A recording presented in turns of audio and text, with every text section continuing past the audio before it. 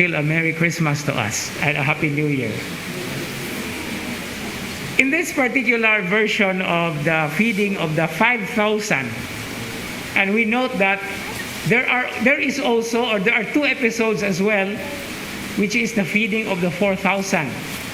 Now, in this particular Markan version, the last verse from today's gospel reading should not upset the women, because this, in fact, is a very powerful description using the men, as we always identify men as, they eat big, right?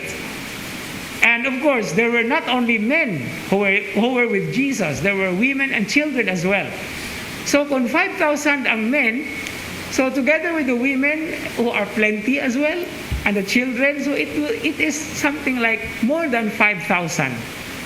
But what is so significant, and one very definite detail of today's gospel reading of this multiplication of the loaves and the feeding of the multitude, are the leftovers.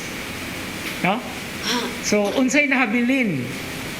The leftovers, actually, according to this account, the detail is the 12 disciples who were the ones who were given the task to distribute. So they as well collected 12 wicker baskets full of fragments left over. What is the significance of leftovers? It just simply means there was so much. There was plenty.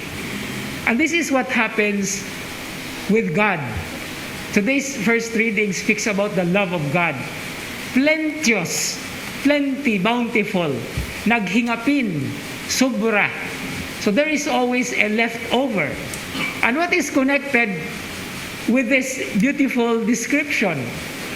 That because of the leftover, it also means to say that there was nobody left out. No? So apart from the leftover, walay na left out. And this is what is so beautiful about the love of God. There is so much that is remaining of the leftovers,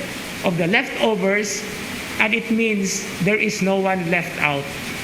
But if ever there is somebody or someone being left out, it is his or her own fault. Because God intends to be always part of the fold. Mauna ang mensahe sa first reading karon. He has sent His Son for the forgiveness of sins because He so loved us. And what is even more emphatic is He did love us first. It is not because that we love Him that He loves us in return. It is the exact opposite. Before we are able to love Him, He already is loving us. And this loving us first is God's bountiful action to us. From the very beginning until now and until the end, His love never diminishes. Daghan gihapong leftover sa iyahang gugma, and no one is really left out.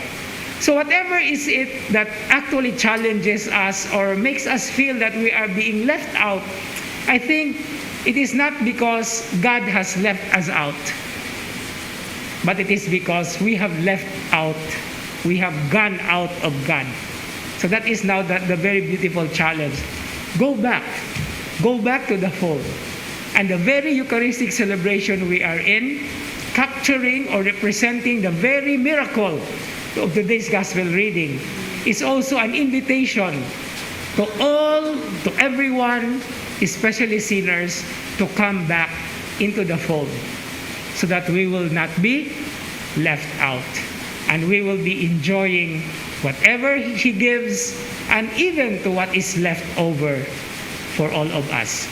And this is God's bountiful grace. And the Eucharist is the apex, is actually the summit, the highest point of that expression and that experience.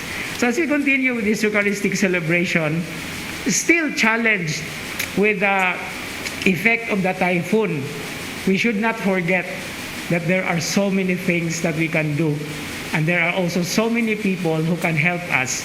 And there are still so many ideas, even more, that we can do to help ourselves and to help others, especially those in need. Amen.